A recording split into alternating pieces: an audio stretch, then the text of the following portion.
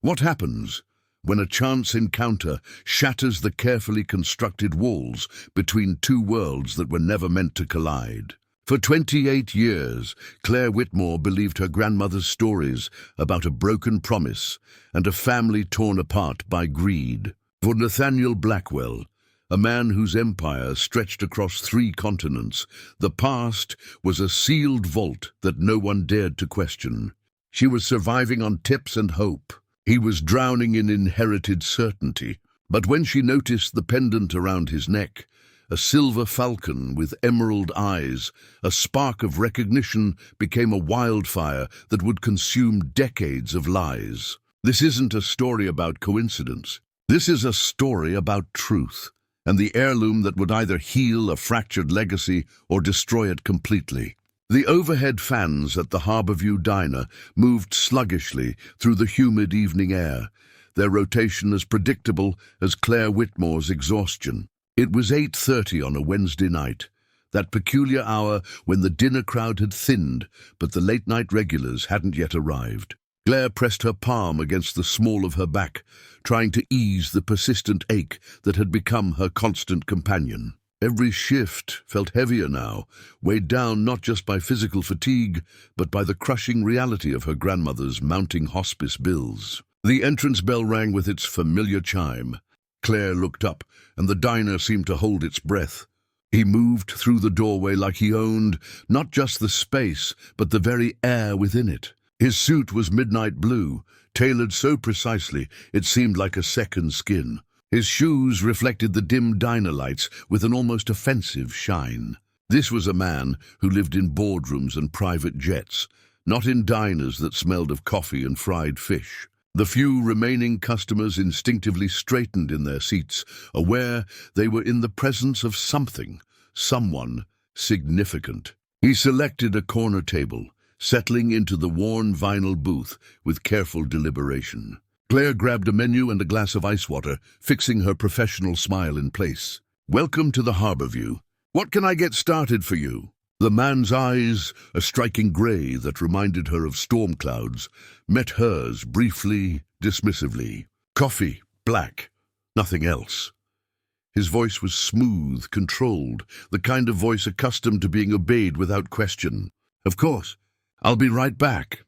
Claire retreated to the counter where her co-worker Amber was wiping down the espresso machine. "Check out Mr. Corporate over there," Amber muttered. $20 says that's Nathaniel Blackwell." Claire frowned as she filled a ceramic mug. "Oh, who?" "Blackwell Enterprises. They practically rebuilt half the waterfront district. Guy inherited a fortune and tripled it before he was 35. My brother worked on one of their construction sites before the company restructured and laid off half the crew. That man's face has been on magazine covers for years. They call him Ruthless." Claire glanced back at him. He sat motionless, staring through the window at the dark harbor beyond, his profile sharp and aristocratic against the neon glow of the street signs outside. He looked less like a businessman and more like a king surveying conquered territory. "Well, to me, he's just another customer who wants coffee," Claire said, lifting the steaming mug. She walked back to his table and set the coffee down carefully. "Here you are, sir."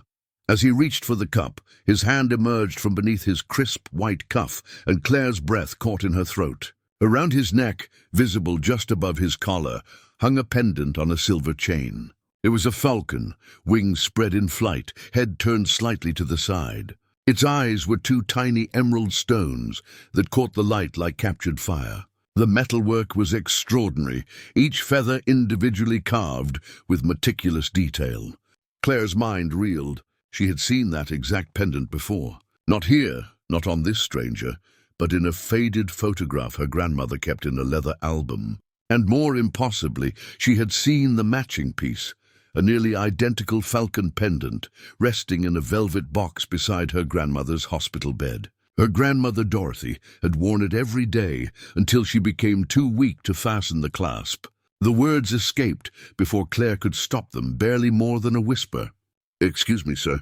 My grandmother has a pendant exactly like that." Nathaniel Blackwell froze. His hand hovered above the coffee cup for a long moment before he slowly withdrew it. Those grey eyes lifted to meet hers, and the casual indifference vanished, replaced by something sharp and penetrating. He was studying her now, truly seeing her for the first time, his gaze dissecting every detail of her face.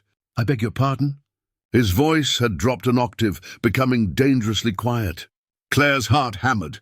She should have kept quiet, but the image of her grandmother's frail fingers clutching that pendant, the way Dorothy whispered about promises and powerful men who broke them, it all came flooding back. "The pendant," Claire said, her voice trembling slightly.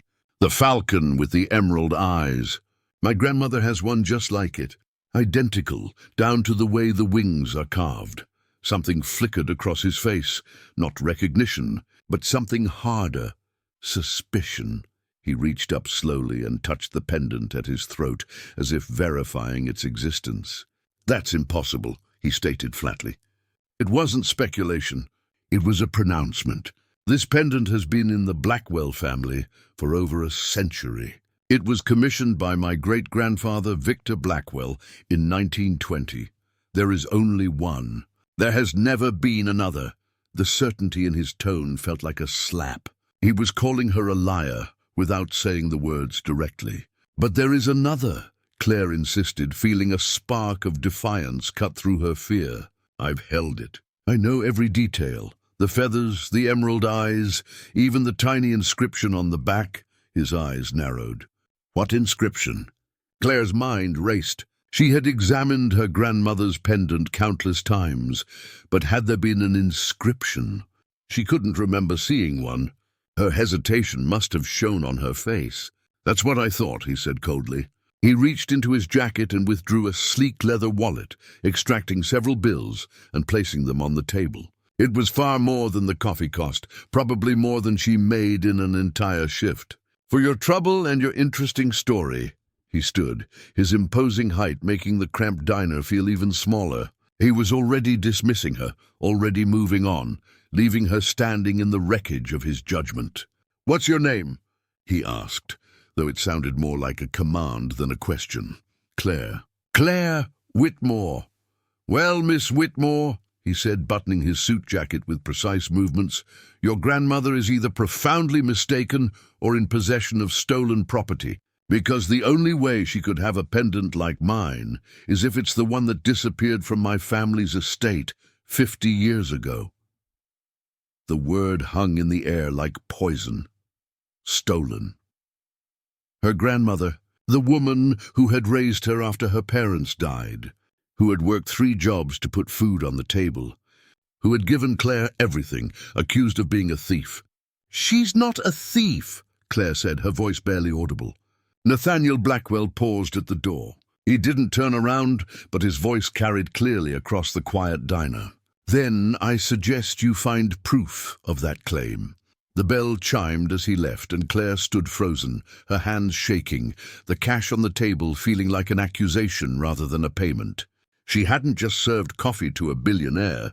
She had stumbled into something vast and dangerous, something that connected her grandmother's carefully guarded secrets to a man who could destroy her with a single phone call. The drive to Cedarbrook Hospice felt longer than usual.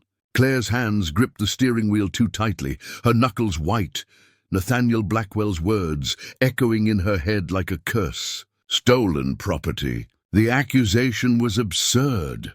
Dorothy Whitmore was the most honest person Claire had ever known. But doubt had planted itself in her mind like a seed, small but growing. She found her grandmother sleeping, her breathing shallow and labored. The hospice room was small but comfortable, filled with afternoon light, filtered through thin curtains. On the bedside table, next to a glass of water and a worn Bible, sat the small wooden box. Claire picked it up with trembling hands. The wood was smooth, polished by decades of handling. She opened it carefully. The pendant lay nestled in faded blue silk. Silver gleamed in the soft light. The falcon's wings were spread wide, frozen in eternal flight. The emerald eyes sparkled with an inner fire. Every detail matched what she had seen around Nathaniel Blackwell's neck. The individual feathers, the angle of the head, the graceful curve of the wings. It was identical, impossibly, undeniably identical. "Claire," Her grandmother's voice was thin, raspy. "Is that you, sweetheart?" Claire quickly closed the box and turned, forcing a smile. "Hey, Grandma, I didn't mean to wake you. Rough day at work." Dorothy's eyes, though dimmed by illness, still held that fierce intelligence Claire had always admired. The usual. Claire couldn't bring herself to voice the accusation. How could she ask her dying grandmother if she was a thief? Dorothy studied her granddaughter's face with the perception that came from raising her. "You found something," she said quietly. "Or someone found you." Claire's hands tightened around the box. "Grandma, tell me about the pendant, about where it really came from." A shadow passed over Dorothy's face, fear, genuine and visceral. "Why are you asking about this now?" "Because someone else has one just like it," Claire said, her voice breaking. "And he says there's only supposed to be one. He says this might be stolen." Dorothy's breath hitched. The heart monitor beside her bed beeped faster. Who did you meet?" "A man named Nathaniel Blackwell." The name landed like a physical blow. Dorothy's eyes widened, and her frail hand reached out, grasping Claire's wrist with surprising strength. "Blackwell," she whispered. "After all these years, a Blackwell. You know that name?" "Sit down, child," Dorothy said, her voice gaining a sudden urgency. "There are things I've kept from you, things I thought I'd take to my grave. But if a Blackwell has found you, then God has decided it's time for the truth." Claire sat, her heart pounding. Dorothy's gaze drifted to the window, to the sky beyond. "The pendant belonged to my father, Walter Sullivan. He was an architect, Claire. A brilliant one. Back in the late 1960s, he worked for a small firm that competed with the Blackwell Corporation for major contracts. Your great-grandfather designed something extraordinary, a revolutionary structural support system that could withstand earthquakes. It was his life's work." Her grandmother's voice trembled with old pain. "He made the mistake of sharing his preliminary drawings with someone he trusted, a colleague. That colleague left the firm 2 months later and took a position with Blackwell Enterprises. 6 months after that, Blackwell Industries unveiled a revolutionary new building technique, my father's design with minor cosmetic changes. They patented it under their name." Claire felt sick. "They stole it." "Walter tried to fight back," Dorothy continued. "He hired a lawyer, prepared to file a lawsuit. Then one night 2 men came to our house. They weren't violent. They were worse. They were calm, professional. They showed my father photographs, pictures of me at school, pictures of my mother at the grocery store, pictures of our home. They told him accidents happen to people who make trouble for powerful families." The hospice room suddenly felt cold. "They gave him a choice," Dorothy said, tears streaming down her weathered face. "Sign over all rights to his design in exchange for a modest settlement, or watch his family suffer the consequences." What choice did he have? He signed everything. He took their money because refusing would have been an act of defiance, and he was too terrified to defy them. "We moved across the country the next week," Dorothy continued. "Changed our lives completely. My father never worked as an architect again." The light went out of his eyes. "He died of a heart attack 7 years later. He was only 44. But they killed him that night in our living room, Claire. They killed his spirit, his dreams, everything he was." Claire wiped tears from her own eyes. "But the pendant, Grandma, how did he get it?" Dorothy's expression shifted, becoming almost tender despite the pain in her voice. "After everything fell apart, one person reached out to him. A man who called himself simply Robert. He never gave a last name. He was a wanderer, he said. Someone who had also been destroyed by a powerful family. He had heard about what happened to my father through the architectural community." She paused, catching her breath. "Robert told my father that he understood betrayal by blood. He said he too had everything stolen by his own family, that he had been cast out and erased. They became friends, these 2 broken men. When Robert finally left town, he gave my father the pendant." Dorothy's voice dropped to a whisper. "He said this was meant to be shared between brothers, between equals. It was forged as a symbol of partnership and honor. It belongs to those who were wronged, not those who did wrong. Keep it. One day, when the falcon flies again, let it carry the truth." "My father treasured that pendant more than any amount of money," Dorothy said. "It reminded him he wasn't alone in his suffering. It proved that integrity exists, even when justice doesn't." Claire's mind was reeling. "So this Robert, he was the one who originally owned the pendant?" "He must have been," Dorothy said. "And if Nathaniel Blackwell wears the matching piece, then Robert must have been part of the Blackwell family. Someone they cast out, someone they erased from their history." The pieces were falling into place, but Claire still didn't understand the full picture. Why had this stranger given such a valuable heirloom to her great-grandfather? What was his connection to the Blackwell family? And most importantly, what would Nathaniel Blackwell do when he learned the truth? Nathaniel Blackwell stood in his penthouse apartment, 50 floors above the city, staring at his reflection in the floor-to-ceiling windows. The pendant hung around his neck, the falcon catching the light from the city below. He had worn it every day since his father placed it around his neck on his 21st birthday. "This represents everything we've built," his father had said, his voice heavy with pride. "Your great-grandfather Victor commissioned it in 1920 after we survived the financial crash. It's a symbol of resilience, of rising above adversity. Never forget what you carry." But now that simple certainty was cracking. A waitress in a harbor diner had recognized his pendant. She claimed her grandmother owned an identical piece. It was impossible, and yet the absolute conviction in her voice had unsettled him. Nathaniel walked to his desk and unlocked the bottom drawer. Inside was a leather portfolio, the Blackwell family archive. It contained carefully curated documents, photographs, and records of the family's history. He opened it to the section on heirlooms. There, on a yellowed page, was a photograph of the pendant. The description was clear and definitive. The falcon pendant, commissioned in 1920 by Victor Blackwell from silversmith Gustav Reinhardt of Vienna. Unique design, symbol of the Blackwell family's rise from the ashes of economic collapse. Sole ownership passes to the male heir of each generation. One pendant. There had only ever been one. Nathaniel's phone buzzed. He glanced at the screen. Victoria Chen. She was more than his corporate attorney. She was his strategist, his investigator, and the person who handled matters that required absolute discretion. "Victoria," he answered. "You're working late," came her precise, efficient voice. "What do you need?" "I need a complete background check," Nathaniel said. "Discreet and thorough. The subject is Claire Whitmore. She works at the Harborview Diner. Her grandmother is Dorothy Whitmore. I want everything. Employment history, financial records, family background, where they came from, any connection to my family." There was a brief pause. Victoria was too professional to ask why immediately, but her curiosity was palpable. "Is this a business matter or something else?" Nathaniel looked at the pendant in the reflection of the dark window. "I'm not certain yet, but it has the potential to become problematic. I'll have preliminary findings by morning," Victoria said. "Should I flag anything specific?" "Her grandmother's maiden name," Nathaniel said, "and her grandfather's profession. I want to know if he ever crossed paths with Blackwell Industries in any capacity. Consider it done."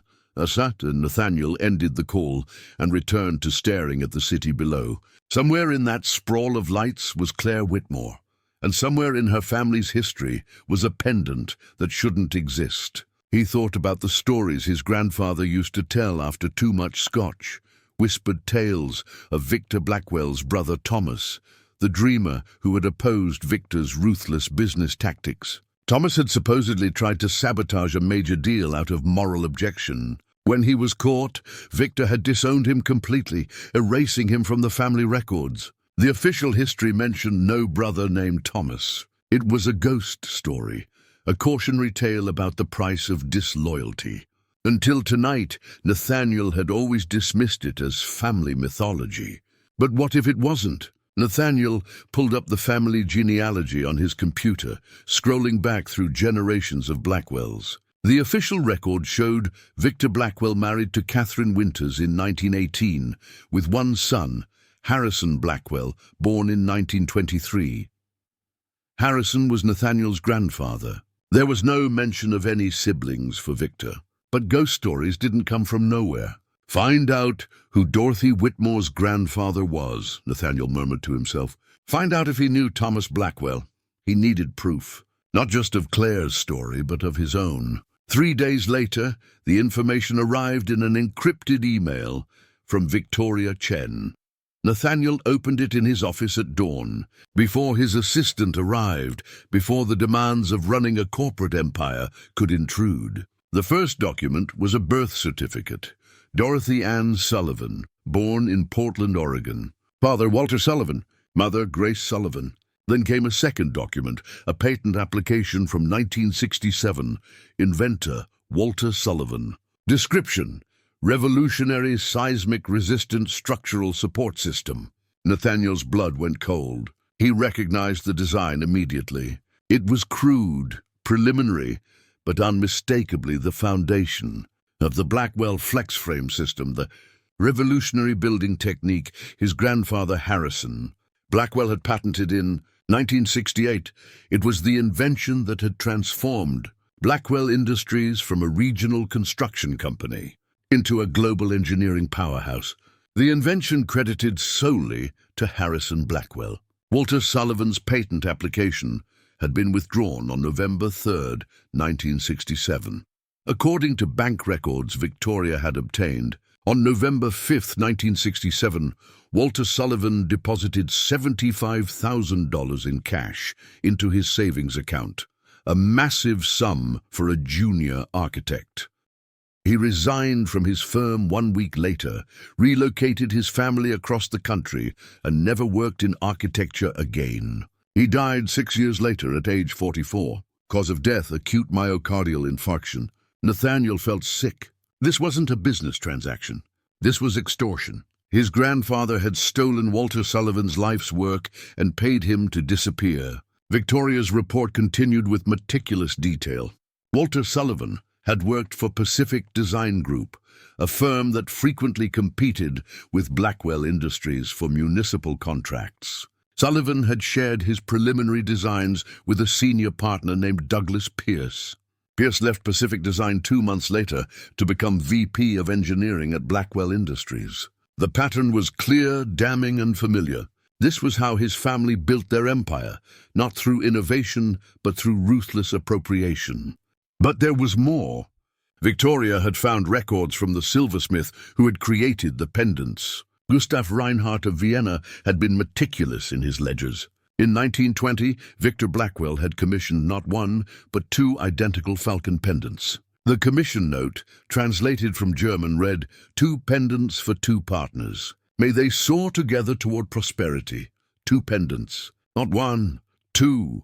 And there was an additional entry dated 1946 in different handwriting. Received letter from Thomas Blackwell requesting modification. Client no longer uses family name. Requests inscription inside pendant. For Walter, who understood." Nathaniel's hands trembled as he read the words. Thomas, the erased brother. The ghost. Thomas Blackwell had commissioned an inscription in 1946, more than 20 years before Walter Sullivan was forced out. How could Thomas have known Sullivan's name 2 decades before they supposedly met? Unless Nathaniel pulled up genealogy records, going deeper than he ever had before. He found Victor Blackwell, born 1895, married Catherine Winters, 1918, son Harrison, born 1923. Then he found something that had been edited out of the family's official records, but remained in the Vienna birth registry Victoria had uncovered. Victor Blackwell had an older brother, Thomas Eli Blackwell, born 1892. Thomas wasn't Victor's son. He was Victor's older brother, which meant Thomas should have been the heir. Thomas should have inherited everything. Nathaniel searched further. Thomas Blackwell had worked alongside Victor in their father's construction business. In 1919, Thomas had filed for a partnership agreement, proposing to split the company equally between the brothers. Victor had rejected it. 6 months later, their father died, and Victor inherited controlling interest in the company. Thomas challenged the will in court. The case was settled out of court, details sealed. Thomas Blackwell disappeared from public records in 1920, the same year the pendants were commissioned. The story crystallized with brutal clarity. Victor had pushed his older brother out of the family business, erased him from the family history, and kept one of the two partnership pendants as a trophy. Thomas, cast out and disinherited, had kept the other pendant, a symbol of the partnership and honor that had been stolen from him. Decades later, when Thomas met another man destroyed by the Blackwell family, he had given that pendant to Walter Sullivan. Not as a gift between strangers, but as a passing of the torch, a symbol that those who had been wronged would not be forgotten. The inscription made sense now. For Walter, who understood, Walter understood betrayal. Walter understood what it meant to have everything stolen by powerful men. And the pendant Claire Whitmore's grandmother wore was Thomas's, the rightful heir's symbol of a partnership that had been destroyed. Nathaniel's entire legacy was built on theft.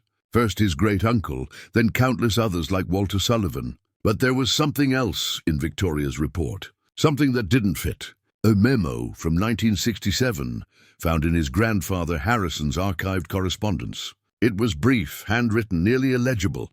TB is alive.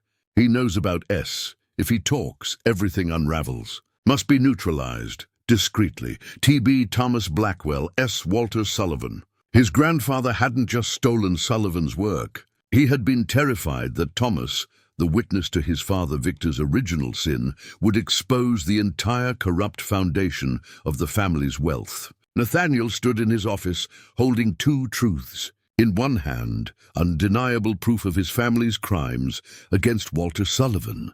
In the other, a cryptic threat suggesting something even darker. He needed to talk to Claire Whitmore again, not to accuse her but to warn her, because if his grandfather had been willing to neutralize threats in 1967, Nathaniel needed to know who else in the Blackwell family might still be protecting those secrets today.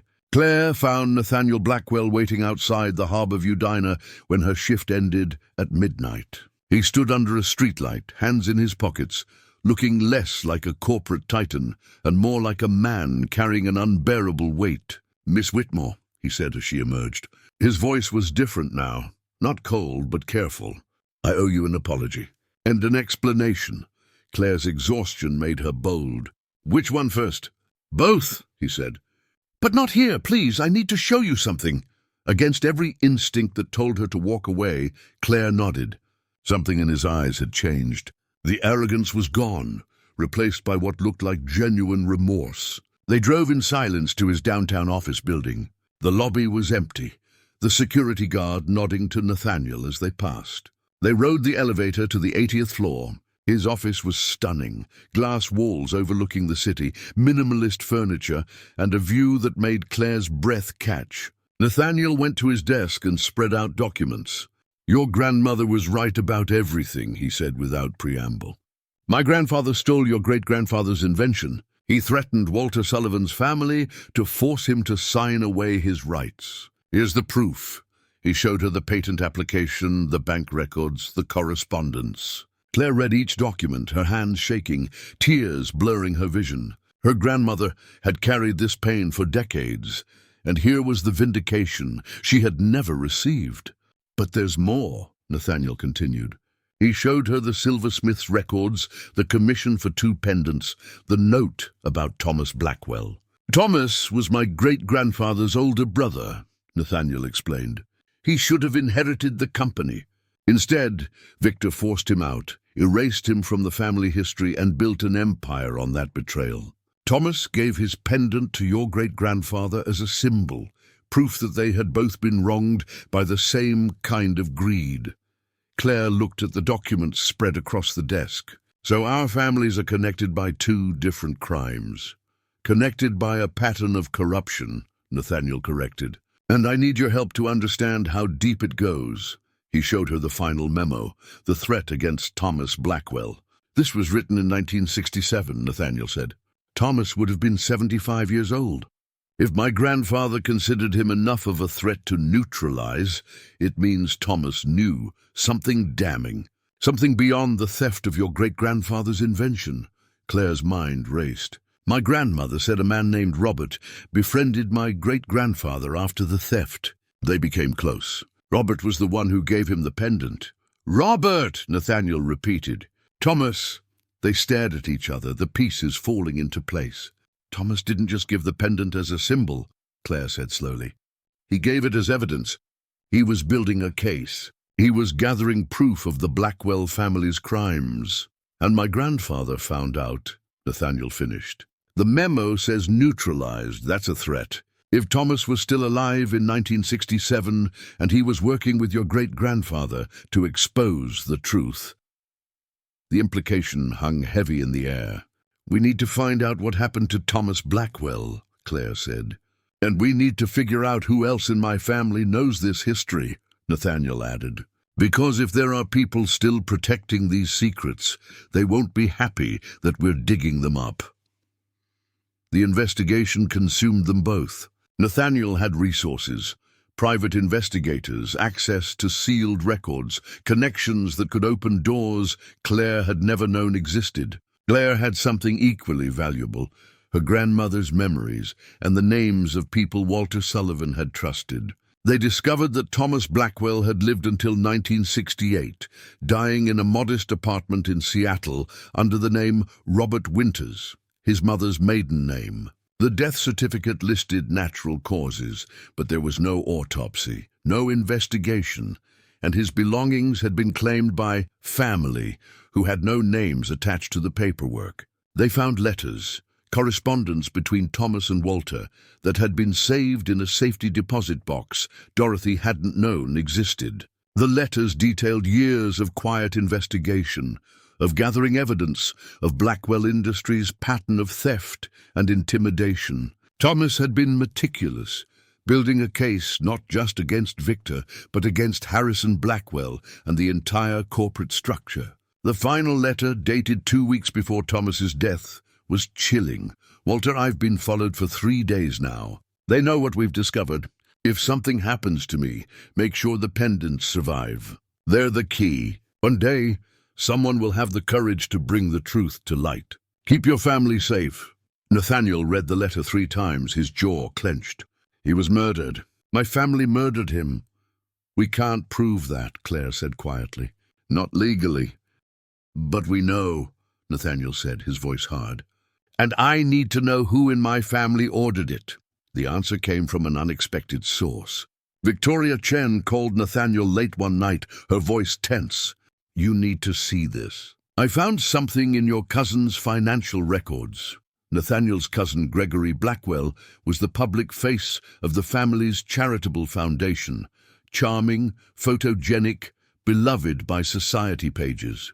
He had always seemed harmless, interested only in ribbon-cutting ceremonies and fundraising galas. But Victoria had found irregularities in the foundation's accounts, money being funneled through shell corporations, payments to a private investigator, and communications with a law firm specializing in reputation management. Gregory has been monitoring anyone who gets close to discovering the family's history, Victoria explained.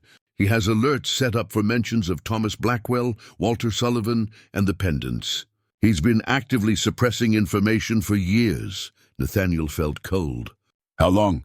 Since 2008, Victoria said, when he took over the foundation from his father.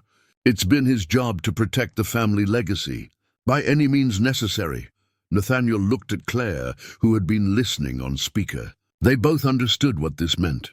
Gregory knew everything, and if he discovered that Nathaniel and Claire were investigating, he would move to stop them. We need to go public, Claire said. If we keep this private, we're vulnerable. If we go public without irrefutable proof, Gregory will destroy us, Nathaniel countered. We need something he can't spin or suppress. They both looked at the pendants, sitting side by side on Nathaniel's desk. 2 falcons, wings spread, emerald eyes gleaming. Symbols of a promise made and broken, of crimes committed and covered up. The annual Blackwell Foundation Gala, Claire said suddenly. It's in 2 weeks. Gregory hosts it every year. Half the city's elite will be there. Press, photographers, live coverage. Nathaniel understood immediately. We expose him there publicly, with your grandmother as a witness. It was risky. It was dangerous. But it was their only chance. The Blackwell Foundation Gala was held in the Grand Ballroom of the Harbor Grand Hotel, a glittering display of wealth and influence. Crystal chandeliers cast prismatic light across marble floors. Women in designer gowns mingled with men in perfectly tailored tuxedos. Gregory Blackwell held court at the center of it all, his practiced smile warm and inviting. He didn't notice Nathaniel and Claire enter. He didn't see Dorothy Whitmore, frail but determined, being wheeled in by a hospice nurse. But when Nathaniel strode across the ballroom directly toward him, the room began to quiet. "Gregory," Nathaniel said, his voice carrying in the sudden hush. "We need to talk about family history." Gregory's smile froze. "Nathaniel, this is hardly the time." "Actually, it's the perfect time," Claire interrupted, stepping forward. "Because this room is full of people who believe in transparency and justice. Let's see if the Blackwell family does too." Dorothy's wheelchair moved to the front of the crowd. Her voice was weak but clear, amplified by the microphone Gregory had been using for his speech. "My name is Dorothy Whitmore," she said. "And your family destroyed mine." The crowd gasped. Gregory's face went pale, then red. "This is absurd," he sputtered. "Nathaniel, control your—" "My father was Walter Sullivan," Dorothy continued, ignoring him. "He was an architect. Your grandfather stole his invention and threatened his family to keep him silent. I've lived my whole life in the shadow of that crime." Claire held up her phone, and the images Nathaniel had compiled appeared on the ballroom's massive screens. The patent applications, the bank records, the stolen design, the threatening memo about Thomas Blackwell. "This is the Blackwell legacy," Nathaniel said, his voice ringing with authority. "Built on theft, maintained by intimidation. My great-grandfather betrayed his own brother and stole from countless others. And my cousin has spent years covering it up." Gregory's composure shattered. "You don't know what you're doing, Nathaniel. You're destroying everything we've built, everything we've stolen," Nathaniel corrected. "I know you've been monitoring anyone who got close to the truth. I know you've been suppressing evidence. I know you've been protecting a legacy built on crimes. Someone had to protect this family." Gregory shouted, his veneer of charm completely gone. "Someone had to make sure that weak, sentimental fools like you didn't tear down everything our grandfathers worked for. Yes, I knew the truth. Yes, I kept it buried, because that's what you do to survive." The confession, amplified by the microphone system, echoed through the silent ballroom. Gregory stood frozen, realizing what he had just admitted.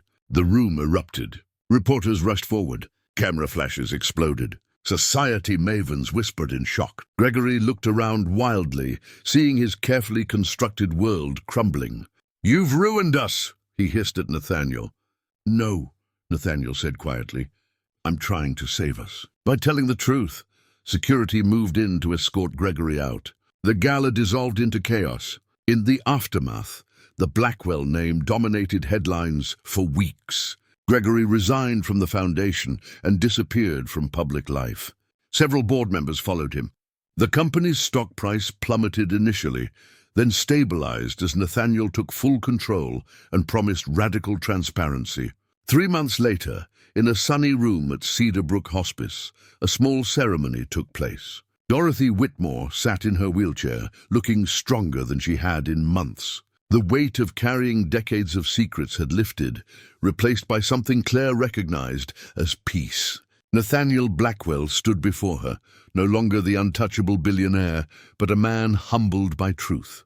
"Mrs. Whitmore," he said formally, "on behalf of the Blackwell family, I apologize for the crimes committed against your father and your family. No apology can undo the harm done, but I hope this can begin to make amends." He placed a leather portfolio on the table, the charter for the Thomas Blackwell Memorial Foundation. This foundation will be dedicated to supporting independent inventors, architects and creators whose work has been stolen or suppressed, Nathaniel explained.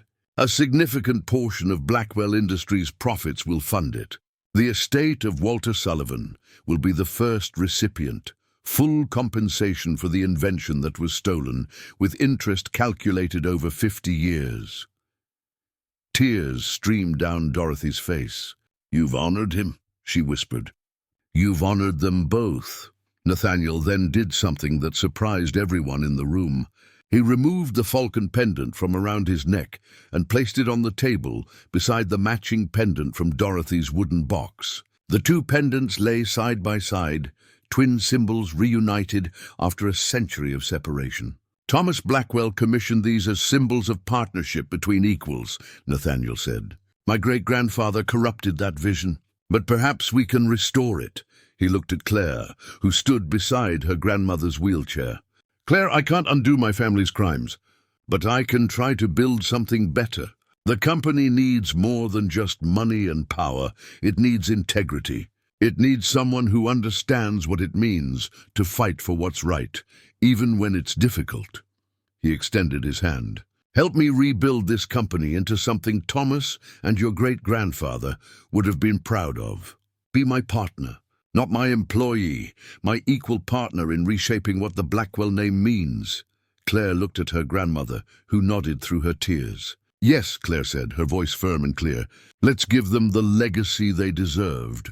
The transformation didn't happen overnight. In the weeks following the gala, Claire found herself thrust into a world she had never imagined. Her first day at Blackwell Industries was overwhelming. The building itself was a monument to corporate power, gleaming glass and steel rising 60 stories above the harbor. As she stepped into the executive suite, employees in designer suits passed her with curious glances. Nathaniel met her at the elevator, holding 2 cups of coffee. Thought you might need this, he said with a slight smile. Your first board meeting is in an hour. Claire's stomach twisted. Board meeting? Nathaniel, I don't know anything about running a corporation.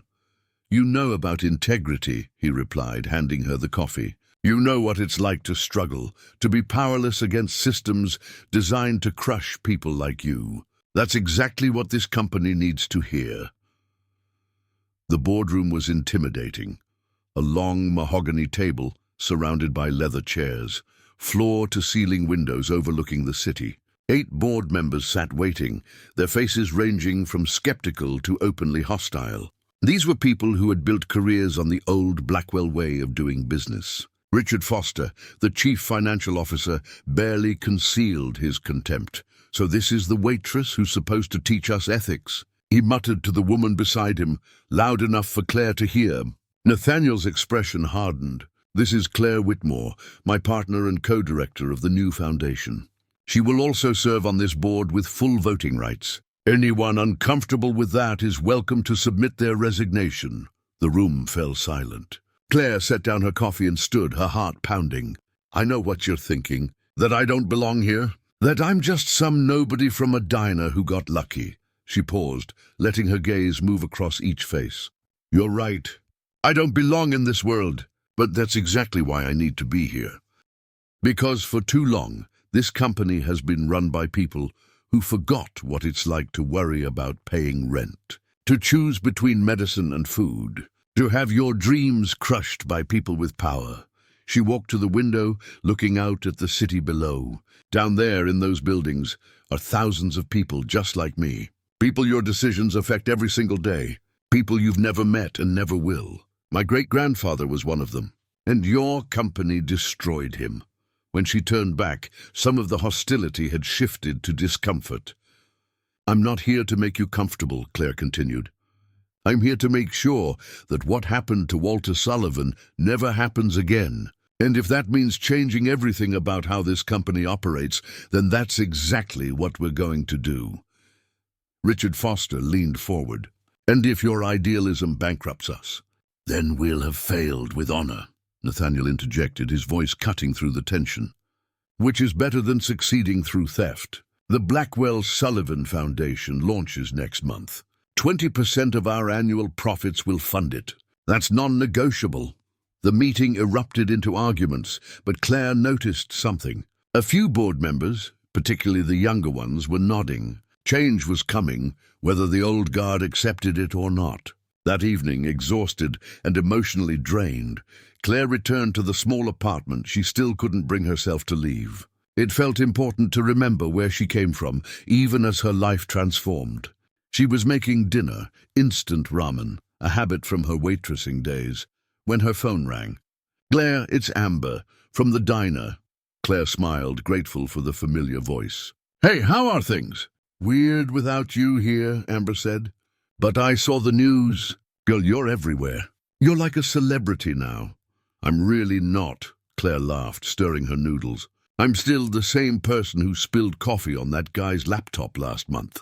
The same person who took on a billionaire and won, Amber corrected. Listen, I'm calling because, well, some people have been coming around. Reporters asking questions about you, asking if you really worked here, what kind of person you were. I've been telling them you're amazing, obviously, but I thought you should know. Claire's smile faded. What kind of questions? Just digging, you know. Like they're trying to find dirt. When Guy asked if you'd ever stolen from the register or if you had a drug problem, I threw him out, by the way. The reminder was sobering. She wasn't just Claire Whitmore anymore. She was a public figure now, and that came with scrutiny and enemies. Thanks for telling me, Amber, and thanks for having my back, always. Hey, when you're running that big fancy company, don't forget us little people, okay? After they hung up, Claire sat in her small kitchen, looking around at her humble apartment. The worn couch she'd bought second-hand, the mismatched dishes, the photographs of her grandmother on the walls. This was real. This was where she came from. She couldn't let the corporate world make her forget that. Meanwhile, across the city, Victoria Chen sat in Nathaniel's office, her expression grave. She had more information she had been reluctant to share until she was certain. There's something else about Gregory, Victoria said, sliding a folder across the desk. I've been tracking his activities since the gala. He didn't just disappear. He's been meeting with competitors, specifically Meridian Industries. Nathaniel opened the folder, his jaw tightening as he read. He's trying to sabotage us. He's been feeding them inside information. Contract bids, upcoming projects, financial vulnerabilities. He wants to see Blackwell Industries fail now that he can't control it. Can we stop him? Victoria's expression was calculating. Legally, it's complicated. He's no longer employed by us, so he's not bound by most of our non-compete clauses. But morally and ethically, he's crossing every line there is. Nathaniel leaned back, the weight of leadership pressing down on him. My own cousin is trying to destroy everything we're building. He sees it as revenge, Victoria said. In his mind, you betrayed the family. You chose truth over loyalty. That's unforgivable to someone like Gregory. Then we'll have to outwork him, Nathaniel said, with quiet determination. We prove that doing business ethically isn't just morally right, it's strategically sound. We win contracts because we're better, not because we're more ruthless. Victoria allowed herself a small smile. That's going to be an uphill battle, but I think you might actually pull it off, especially with Claire pushing you. The following week, Claire made her first official appearance at the Foundation's headquarters, a renovated historical building in the Arts District, deliberately chosen for its connection to creativity and innovation rather than corporate power. The space was filled with natural light, open workstations, and walls covered with blueprints, designs, and stories of inventors who had been silenced. Claire stood before a group of applicants, 20 architects, engineers, and creators who had submitted proposals for foundation funding. These were people whose ideas had been rejected, stolen, or suppressed by larger corporations. A young woman in her 30s raised her hand nervously. I'm sorry, but I have to ask. How do we know this isn't just another corporate PR stunt? How do we know you won't take our ideas like Blackwell Industries took your great-grandfathers? The room went silent, everyone waiting for Claire's response. Claire nodded slowly. That's a fair question. And honestly, you don't know. You have no reason to trust me or this foundation. All you have is my word, and the word of someone from the family that hurt you doesn't mean much. She walked to the center of the room. But here's what I can tell you. Every proposal you submit is legally protected. You retain full ownership of your intellectual property.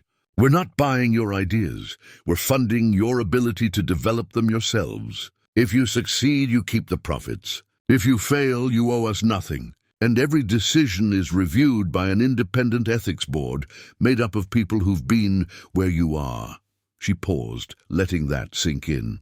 I can't undo what was done to my great-grandfather or to the countless others who were exploited. But I can make damn sure it doesn't happen on my watch. So yes, be skeptical. Question everything. Hold us accountable. That's exactly what we need you to do." The young woman nodded, and for the first time, Claire saw something shift in the room. Not complete trust, that would take time, but the beginning of possibility. That night, Claire visited Dorothy at the hospice. Her grandmother's health had stabilized somewhat. The stress of carrying decades of secrets finally lifted from her shoulders. They sat together in the quiet room, the evening light casting soft shadows across the walls. "Tell me about him," Claire said softly. "About Walter. Not just what was taken from him, but who he was before." Dorothy's eyes grew distant, filled with memory. "He used to dance with my mother in the kitchen. No music, just humming. He would spin her around our tiny apartment like they were in a ballroom." She smiled, tears forming. "He built me a treehouse once. Spent 3 months on it every weekend. It had windows he'd carved himself, with little flowers in the corners. He said every girl should have a castle where she felt safe. After they took his work, he never built anything again. Not even bookshelves. It was like they'd cut off his hands. But sometimes late at night, I'd find him in his study with pencils and paper sketching. Always sketching. He'd hide the drawings when I came in, but I'd see them later in the trash. Beautiful buildings that would never exist. Dreams he was too afraid to pursue." Claire squeezed her grandmother's hand. "We're going to build them, Grandma. Every dream he had to throw away, every design he was too frightened to share. The Foundation's first project is going to be a community center based on his original designs. We found them in the safety deposit box with the letters. We're calling it Sullivan Hall." Dorothy wept, and Claire held her, feeling the weight of generations finally beginning to lift. The weeks turned into months, and the Foundation began to change lives. Stories started emerging. An environmental engineer who'd been blacklisted for whistleblowing, now developing sustainable water systems for underserved communities. A software developer whose idea had been stolen by her employer, now launching her own startup. An architect designing earthquake-resistant affordable housing. But success brought new challenges. One morning, Claire arrived at the Foundation to find protesters outside, 50 people with signs reading "Blackwell blood money" and "No justice without punishment." Their leader, a man in his 50s, stepped forward. "My father worked for Blackwell Industries. He developed a safety protocol that could have saved lives. They buried it because it would have cost them money. He died in an accident that his own protocol would have prevented. Your foundation is just guilt money. It doesn't bring him back." Claire felt the words like a physical blow. He was right. No amount of charity could resurrect the dead or undo decades of harm. "You're absolutely right," she said, her voice steady despite the cameras filming everything. "Nothing we do can bring your father back. Nothing can undo the harm done. This foundation isn't about redemption, it's about responsibility. It's about ensuring that from this point forward, we do better." "That's not enough," the man said, his voice breaking. "I know," Claire replied. "It will never be enough. But it's what we have. And if you'll give me 5 minutes, I'd like to hear about your father. What he invented, what was taken from him. Because his story deserves to be told, and maybe, just maybe, we can make sure his ideas finally see the light of day." The man hesitated, then lowered his sign. They talked for an hour on the sidewalk while the cameras rolled. By the end, he was crying, and Claire was making notes, promising to add his father's name to the memorial wall they were building, a permanent record of every person exploited by corporate greed. That evening, the footage went viral, not as a scandal, but as a moment of raw honesty. The Foundation's phone lines lit up with more stories, more names, more people finally ready to come forward. In his office, Nathaniel watched the video for the 3rd time, his chest tight with emotion he rarely allowed himself to feel. His assistant knocked softly. "Mr. Blackwell, there's someone here to see you." "She says it's urgent." An elderly woman entered, leaning heavily on a cane. She looked familiar, though Nathaniel couldn't place her. "You don't know me," she said, her voice sharp despite her age. "But I knew your grandfather. Harrison and I were engaged once, before he met your grandmother. Nathaniel stood, offering her a chair. I don't understand. I'm here because I saw what you did at the gala, what that young woman is doing with the foundation, and I realized it's time I told the truth about something I've kept secret for 60 years. She reached into her purse and pulled out a faded envelope. Your grandfather wasn't the man you think he was. Or rather, he wasn't always that man. When I knew him, before the money and the power corrupted him, he was different. He wanted to build things that mattered. He had notebooks full of ideas for affordable housing, community centers, hospitals. She handed Nathaniel the envelope. Inside were sketches, detailed and beautiful, designs for buildings that seemed to prioritize people over profit. What happened to him? Nathaniel asked quietly. His father happened. Victor Blackwell told Harrison that dreamers starve and builders thrive, that the world belongs to those ruthless enough to take it. Harrison tried to resist at first, but Victor was relentless. And when Harrison finally gave in, when he stole that first design from Walter Sullivan, something broke in him. He became what his father wanted, but it destroyed the man I loved. She stood to leave. I'm telling you this because you have a chance your grandfather never had. You're choosing to be different. Don't let anyone, not your family, not the board, not even your own doubt, take that from you. The world needs people who build with integrity, not just ambition. After she left, Nathaniel sat alone with his grandfather's forgotten dreams, understanding for the first time the tragedy of inherited corruption, how good people could be twisted by those who came before them, and how breaking that cycle required courage he was only beginning to find. Nathaniel picked up both pendants and held them in his palm, the emerald eyes catching the light. One for the builder, he said softly. One for the guardian of integrity. He handed one pendant to Claire. She fastened it around her neck, feeling the weight of history and hope combined. Dorothy reached out and took both their hands. The falcons fly together now, she whispered. Finally. 6 months later, Dorothy Whitmore passed away peacefully in her sleep, her granddaughter beside her. But she died knowing that justice had been served, that her father's name had been cleared, and that the truth had finally conquered decades of lies. The Blackwell-Sullivan Foundation, renamed to honor both families, became one of the most respected organizations supporting innovation and protecting creators from corporate exploitation. Claire brought a perspective the boardroom had never known, the voice of those who had been stepped on by the powerful.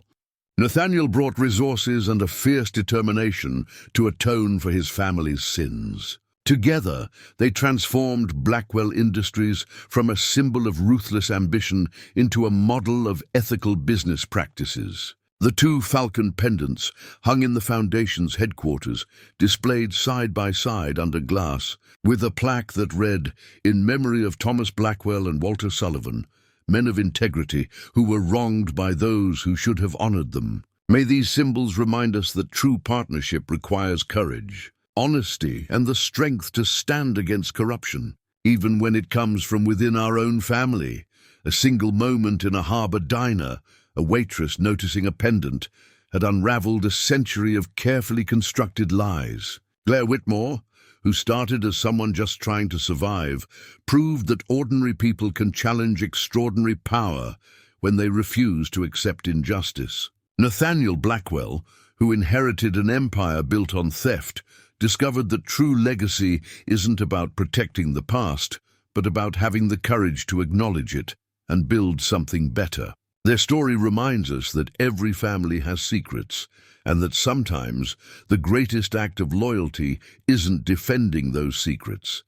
It's having the courage to expose them. The truth, no matter how deeply buried or how long suppressed, has a power that no amount of wealth can overcome.